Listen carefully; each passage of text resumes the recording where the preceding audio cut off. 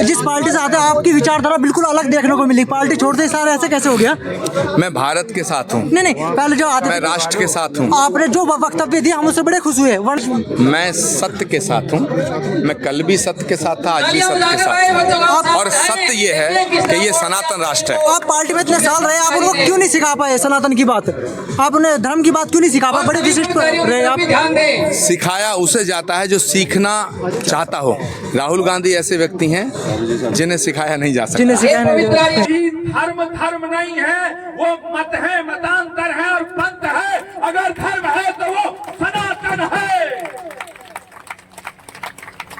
गरीब घर में पैदा हुआ एक बच्चा भारत के प्रधानमंत्री के रूप में गुलामी के 500 साल के संघर्ष को खत्म करके जब राम मंदिर की प्राण प्रतिष्ठा करता है तो सनातन जागृत होता है। स्वामी संपूर्णानंद जब ऐसे सेतु बनते हैं तब सनातन जागृत होता है। 23 साल, 24 साल, 25 साल, 27 साल की अवस्था में जब शिवानंद शास्त्री साधु बनना स्वीकार करता है तब सनातन जागृत होता है। और सनातन के विरोध में श्री कल्की धाम के निर्माण पर जब पाबंदी लगाई जाती है,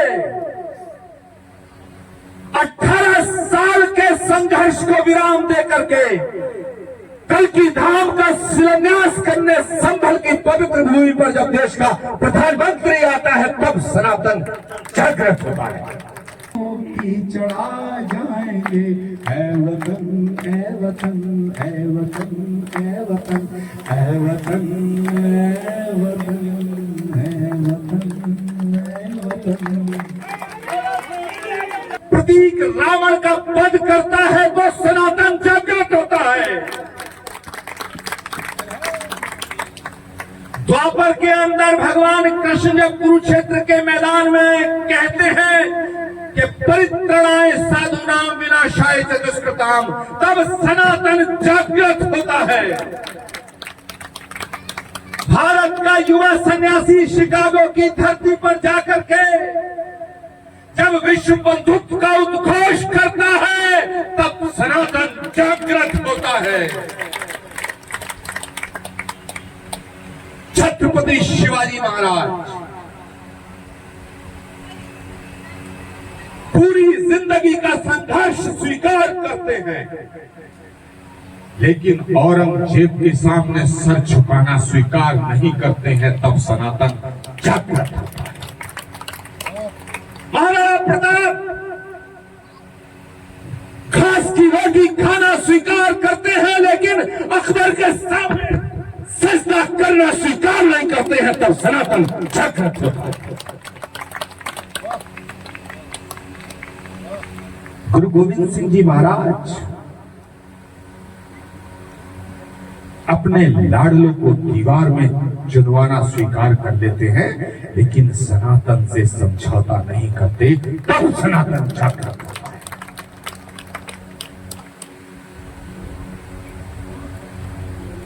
और मेरे मित्रों,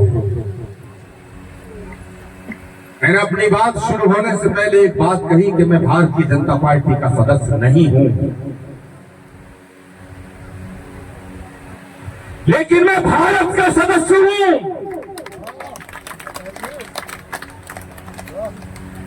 मैं इस भारत का सदस्य हूं। हमको तेरी कसम, तेरी राहों में जहाँ तक लुटा जाएंगे। फूल क्या चीज है तेरे कदमों पे हम भेंट अपने सरों की चढ़ा जाएंगे।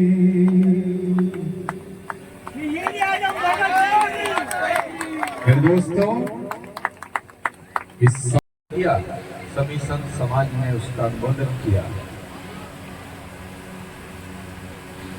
महर्षि दयानंद और सनातन सनातन और राष्ट्र, सनातन और धर्मांतरण, सनातन और राजनीति, इस तरह के विषयों पे सभी पूज्य संतों ने अपने विचार रखे। मैं आज इस पावन मंच से ये कहना चाहता हूं कि जो लोग ये मानते हैं कि सनातन अलग है और भारत अलग है, मैं इस बात का समर्थन नहीं करता। जो लोग ये कहते हैं पूज्य स्वामी संपूर्णानंद जी महाराज कि भारत एक धर्मनिरपेक्ष राष्ट्र है,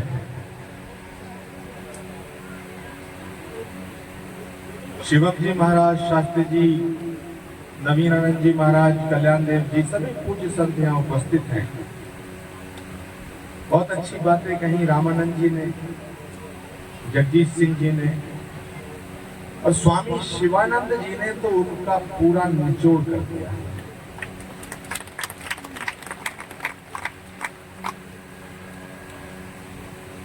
जो बातें सच्ची होती हैं ना, वो बड़ी कड़वी होती हैं,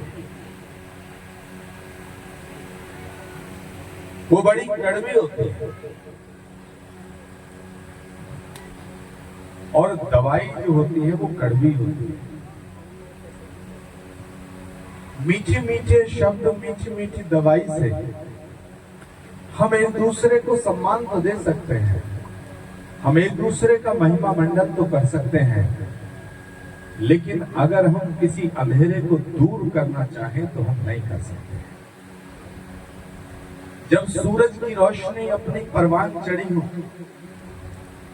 जब सूरज दोपहरी में निकल रहा हो, तो 1000 वाट का बल्ब जलाने से भी कोई फायदा नहीं होता, लेकिन जब घोर अंधकार हो तब एक छोटा सा दीपक जलाना भी बड़ी बात होती है। महर्षि दयानंद ने वो जो ज्ञान का दीपक जलाया, वो उस समय जलाया जब घोर अंधकार था। जब घोर अंधकार था,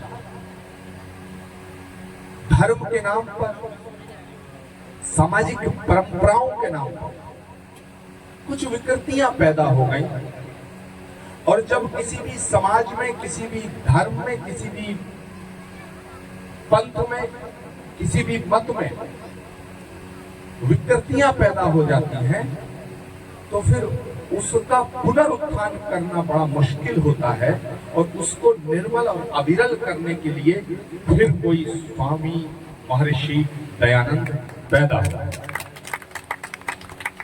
महर्षि दयानंद सरस्वती के लिए भारत रत्न दिया जाए, इसको सर्वसम्मति से सबने इस प्रस्ताव को पास किया है। ये अलग बात है, महर्षि दयानंद सरस्वती किसी भी पुरस्कार से ऊपर है, लेकिन फिर भी भारत रत्न से उन्हें सम्मानित किया जाए।